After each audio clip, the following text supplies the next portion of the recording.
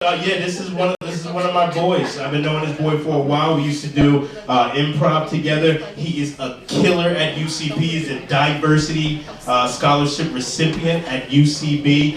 We love this guy. He gets up all over the city. Guys, start clapping right here. Start clapping. Put your hands together.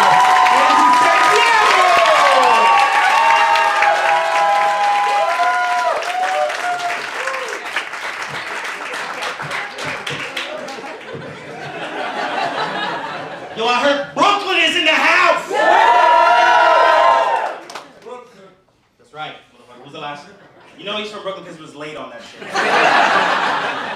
Yo, so I grew up in Brooklyn, right? There was some really interesting motherfucking characters out there, yo. There's this one dude, I love telling his story. His name was Lester. Oh. That's my mother, yo. And so Lester's interesting because he talks like this. And we were little fucking badass kids. We didn't know. We called him Lester, the child molester. Fucked up. He was such a nice guy. He would bless everybody. God bless you, Bobby. God bless. It's messed up. Although with a voice like that, in my opinion, you know, if he wasn't doing some notorious shit, he was kind of wasting it, you know? Yo, get in this van. Get in this white van, I can't nigga, what's up? Fucking Lester blessed everybody. God bless you, Bobby. God bless your mother. God bless her. God bless your dog. Lester, I don't got a dog. But if you did, God bless them. And Lester was always looking for this bus that did not exist. Yo, Bobby, you got 50 cents? I'm trying to get on this bus. I'm trying to go to Chattanooga. I'm like, Lester, you don't know what Chattanooga is. This is the B63 that passes through here. You on Fifth Ave, you ain't going to know Chattanooga. I feel like he misses calling, blessing everybody all the time, right? This is church, right? Sunday. He should have been a priest. He misses calling, he should have been a priest. So he could bless people like officials, right? Somebody would come into the confessional. Oh, forgive me, Father, for I have sinned. It's been 2 weeks since my last confession. I'd like to be absolved of my sins. I committed adultery and lied a bunch of times. Damn, that's kind of messed up. All right, my son, I will absolve you, though. I will absolve you. But first, I'm trying to get on this bus. You got 50 cents. Lester had a funny name. I had a funny name growing up. It's Pito, which is a very common Puerto Rican name. And the way you find this out is you call your super because his name is Pito. And Pito will come and clean all your pipes for 50 cents. So Pito is a pretty common word. It also means whistle, right? It's like a nickname and it means whistle. A couple years ago, I was watching a VHS tape that my uncle had stolen from Blockbuster. And it had hard-coded subtitles, right? You couldn't take them off, they were in Spanish. And the movie was Training Day, right? Who likes Training Day? That shit is dope, right? Motherfucking Training Day. And so Denzel's at the part where he's beating up the crackhead on the gate. Remember that? He pulls out his gun, he's like, okay. Okay. Did you say to suck your dick? Is that what he said? You said to suck your dick? Now, I'm watching the hard-coded subtitles.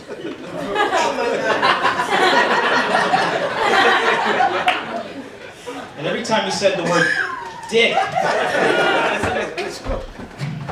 he said, ¿Tú quieres que te chupe el pito? ¿Tú quieres que te chupe el pito? Yo, my name means dick, B. In like a different dialect of Spanish, my name means dick. I am Dick Whistle. Which is my new porn name, y'all. Look out for that shit. That's a cool name. Yeah, man. Dick Whistle. Vivid is looking me up right now. Dick Whistle. Oh yeah, I know Vivid, don't? Vivid Entertainment, I know that shit. Growing up was hard, B. I remember like kindergarten, right? Like, I thought everybody, hear me out, I thought everybody on the motherfucking planet was from Puerto Rico. I didn't know you could be from anywhere else. I thought my block was in Puerto Rico. I thought my school was in Puerto Rico. I thought when I went to the bathroom and took a shit, I was shitting in Puerto Rican water. Puerto Rico everywhere. So I went to kindergarten and I was just like excited to fucking meet people. I went up to Pina Abdullah. And I was like, nena, ¿de dónde tú eres? Where you from? She was like, what? I don't, teacher? Fucking with me. It's like, all right, you fucking Ponce girls are all crazy. So I go over to another kid, Buyamin Mbadamasi. His name starts with Mba. His last name anyways. You know he's not Puerto Rican. I didn't fucking know that. Buyamin. Nene, tú eres trigueño. You are a very dark Puerto Rican. What part of the island are you from? Get the fuck away from me. I am from Togo, you stupid bitch. Don't touch my Legos.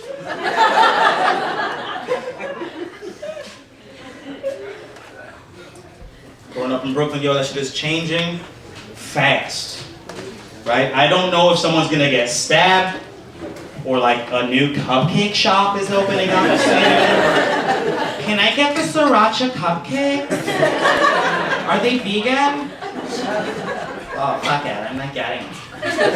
And I stay abreast. I like that word, abreast. I love that word. I stay abreast by watching Brooklyn 12. If you don't live in Brooklyn, you don't get Brooklyn 12, but it's a Brooklyn channel. It's like New York 1. If you don't live in New York, you don't get New York 1. But like it's all Brooklyn, all the time. Download our app, Brooklyn. Everything in Brooklyn. All right. It was all a dream. It's like Biggie Smalls' Wet Dream. That channel. He was into like murder and craft beer. Right? Everything happening in Brooklyn all the time. I want to give a shout out to white folks on the subways in neighborhoods where you're just starting to live in. Because that shit is tough. You motherfuckers are brave. I got on the train the other day, the L train, deep out of Brooklyn, in Canarsie. And there was this, yeah, I know Canarsie. If you don't know Canarsie, don't fucking know Canarsie. So this blonde lady, she's sitting right next to this other gentleman who is clearly like homeless, right? That's fine. But he was also crazy, which is probably also fine. But she had this air about her that was just like, I'm not gonna move. I'm gonna sit right next to this homeless man because I'm evolved. And I am a liberal, and I don't see color or race or like social class or what. This motherfucker's sucking on his toes on the train. There's some shit you can move for. That's dangerous. Like, and it was just them two. The only time you ever see just two people on the train is when one of them threw up and it smells nasty. Or if you're like, I'm just gonna stay, yeah, I'm smart. I'm not gonna do that. Get the fuck off. I was with my family for Thanksgiving. Got a crazy family, and everybody says that, right? Oh my god, my family's so crazy. But like, I got some interesting folks, y'all. I got a cousin named Melinda, and she has tattoos just about everywhere, And most of the family, they can't stand her. And she got a new one recently, a couple weeks ago. That is just, we just can't get past it. It's the whole conversation. And so it's a teardrop on her face. And you think like, if you have a teardrop on your face, that means like you're a thug. You went to jail, you stabbed somebody or some shit, some crazy shit, right? But she got it, I think, in the wrong place. She got it right up here in her sinus. It looks like a fucking eye booger. You just want to pick it, like, Nena, come here. Come here. Get it out, you look stupid. And so I asked her, like, Melly, what does that mean? What is that about? Did you stab somebody? You didn't tell nobody. You got into some crazy shit. And she's just like, no. I got it because sometimes I just get sad and I cry. Like, that's stupid.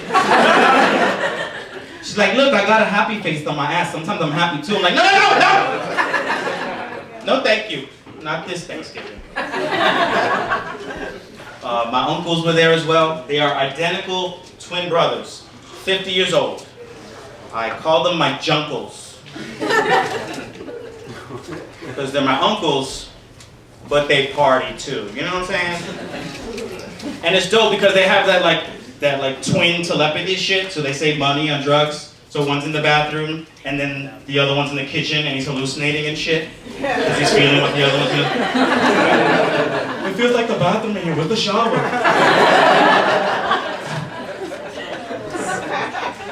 My grandma was there too. She's like the matriarch. She runs shit.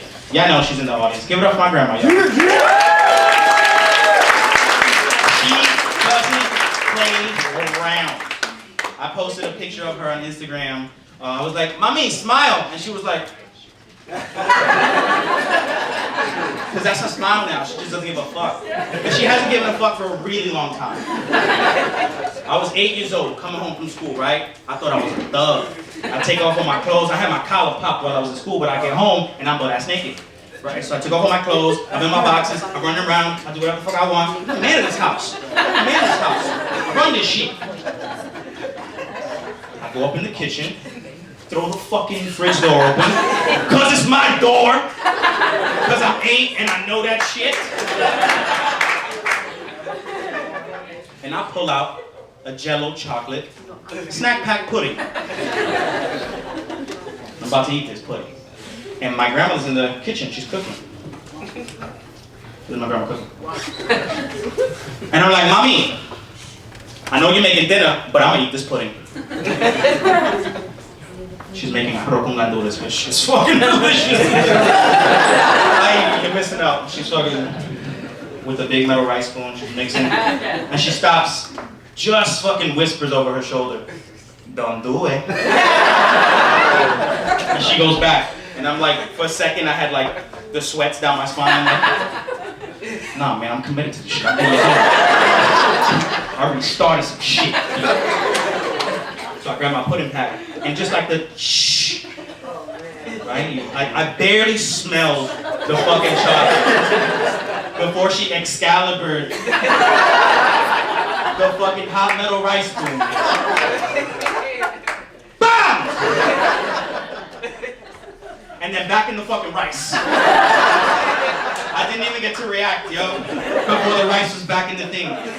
She hit me right in that little spot where you can't reach if your arms are short and stuff. Like mine. I was like, "Ah, you got it! Ah! Ah!" I was not a thug anymore. She took that shit from me that day. That's why I'm wearing a blazer. I'm a nice boy now.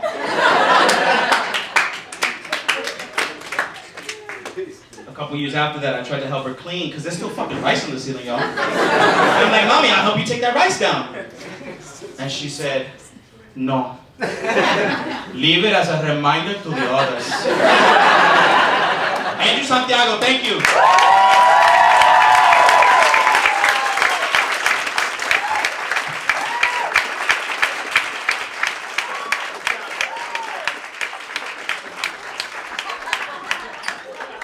Andrew Santiago, one more time for us.